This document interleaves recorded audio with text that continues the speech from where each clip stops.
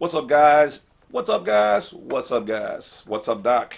It's your boy, the Badwolf. All right, so I promised you in the last video that I would bring you more information on the birth identification form, basically created out of the Bible. So that's what this video is going to be about. Once again, thank you for the donations. Thank you for the people who've sent in like 10, 20 bucks, and first, and then ask me some questions. That's a smooth move. Wasn't even thinking of that, but yes, that definitely appreciated. I'm also going to do another video on, I guess, subscriptions, but I'll get to that another time. YouTube keeps asking me to do it, so I'll put it out there. It's not mandatory by any means, but it's a way of supporting the channel, so I definitely appreciate it if it's something you guys feel so moved to do. Okay, so that aside, in one of the last videos I talked about how a particular person might have got red zoned for whatever reason, possibly because of the birth certificate, even though they submitted the long form, okay, and from my understanding, that one should have said certificate of live birth on the top of it, okay, which is your declaration, if you will, of being born as a real person versus your birth certificate, which is your application and proclamation, if you will, of being a U.S. citizen. So if you look on the form, it says there's a number of different IDs that you can provide to prove your citizenship. Now, if there was just U.S. citizenship,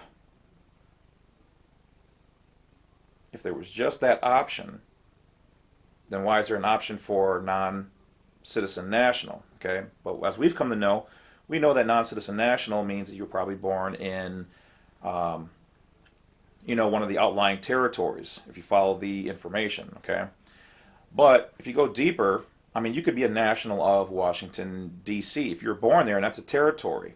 So they would have to recognize that, right? Okay. Some people can be U.S. citizens and state citizens. We know state citizens, which is synonymous with U.S. national, is a thing. I've seen the forms. Multiple people have seen the forms.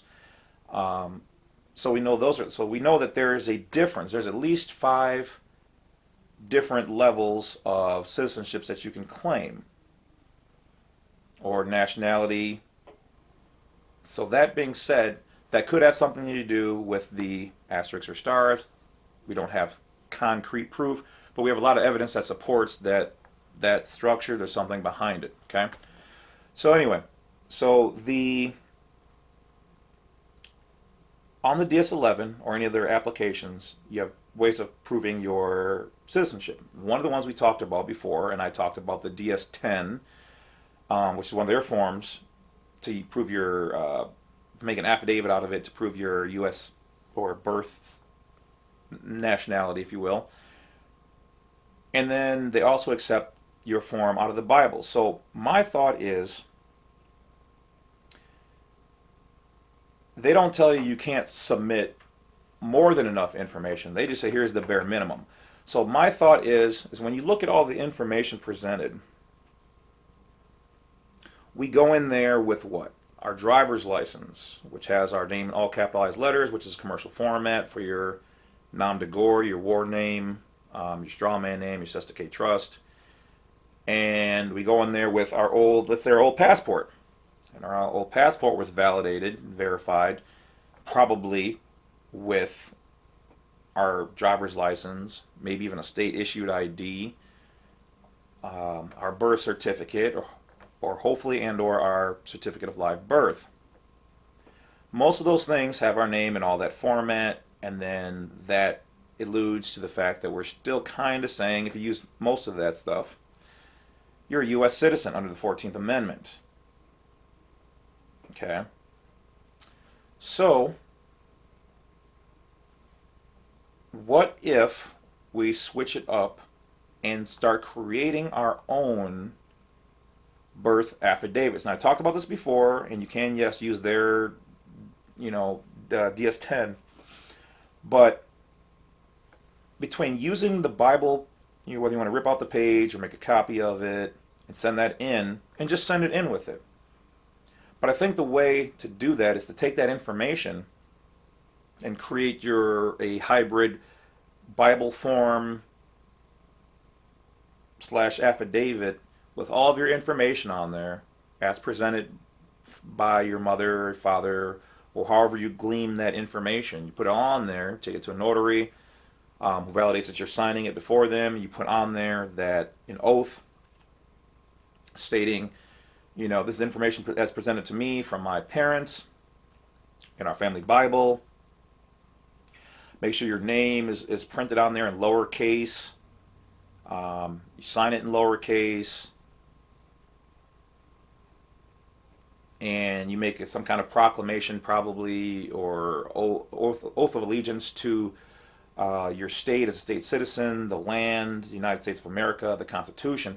I'm thinking if you put all of that together and submit that also is another form that should probably go with. I mean, there's nothing that says it can't go with. They're asking for it, and there's nothing fraudulent about it.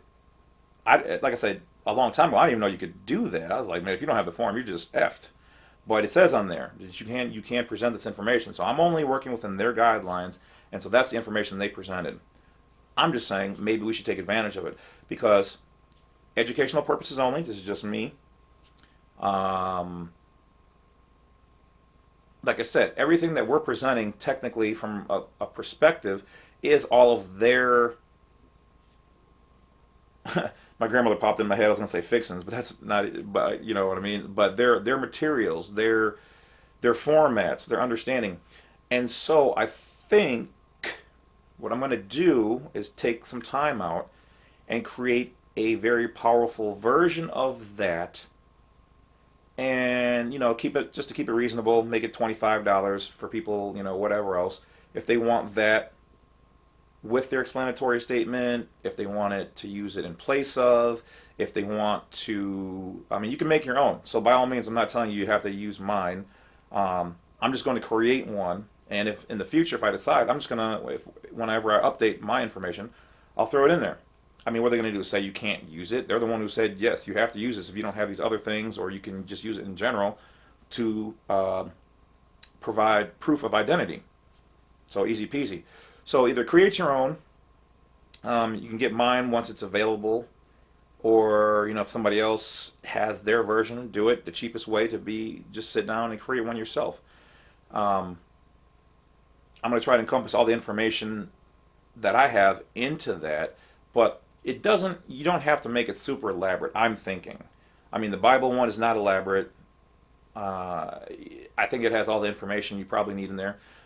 But for some people who aren't, let's just say, religious, remember, and so I guess this would kind of work out for people who aren't religious, is you're going to basically create a same way, but you don't have to put religious aspects or tones into it, which then I guess you could use the DS10. But if you want to get away from utilizing their stuff, just sit down and make your own. So those are the things that I would think you should put in it. I'm gonna stew some more and see some more ins and outs. Even as I'm sitting here thinking now, I think I have some clever things to put in it. Okay. So yeah, so I'm going to ponder that for the next little couple days or week or whatever. Obviously no rush. And do that. So it'll be available either on the site or by email request if somebody, needs it. If I do start getting requests, then I'll try to speed up the process. But in general, you have all the tools you need. And as I've always said, do your own due diligence, do your own work. So that way you are masterminding it, and then nobody can tell you something different about your particular information. Otherwise, if you do get my information or somebody else's out there, that's fine. But study the information. See why they put that or why I put that in there. Learn it, back it, understand it. So if they do call you or contact you for explanations, you have it in there. So even for example, like one of the things that I'm also might put on mine would be like a definition section that might say what these terms mean to me, and this is what I'm putting in there, and this is my form of identification per U.S. code, whatever, blah blah blah. So however you do it, make it good, make it solid, stand on it, get it notarized, and keep pushing on that process. And once again, guys, like I said, once you make your declarations, if they accept it, you're good. You don't have to do it a bajillion times trying to get, the 4 or 5 stars.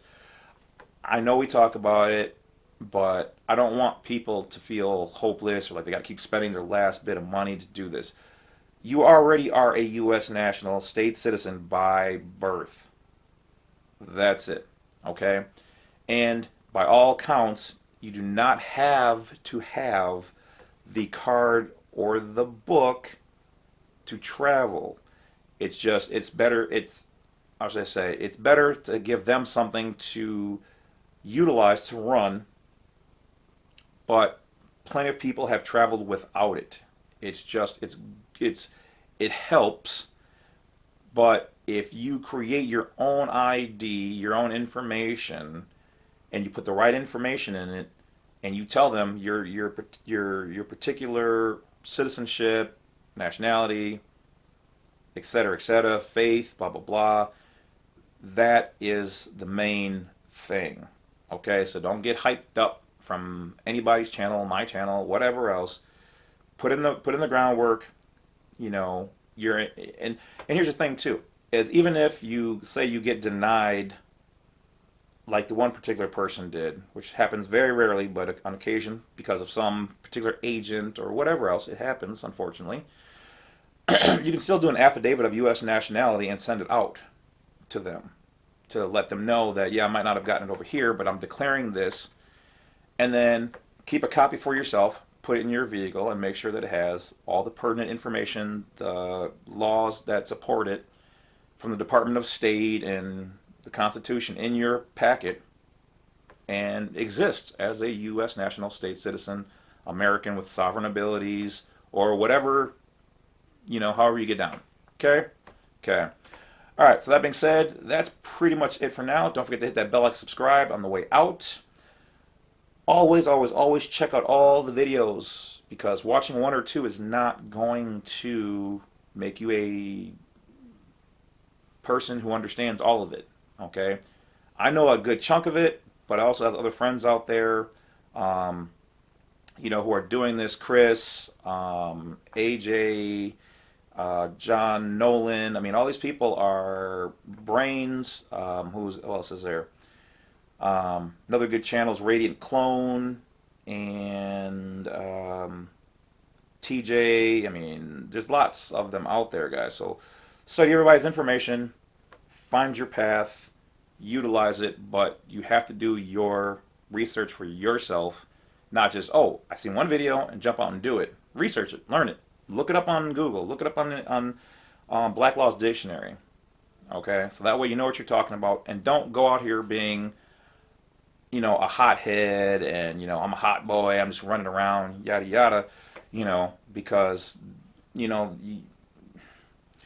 it brings a bad name to you, brings a bad name to everybody else, and, they already don't like half of us for this information. They all, they don't really, they want to keep us in a box and under their JD. So don't give them any reasons to try to, make an example out of you or catch you slipping. All right, so, but I would probably say that's a far cry, because 98, 99% of people are doing a great job, so continue to do that, because you don't hear about any of this in a negative light for the most part on anywhere. So they're even that way, they're trying to keep it quiet. But if enough people go out there and do some stupid stuff, then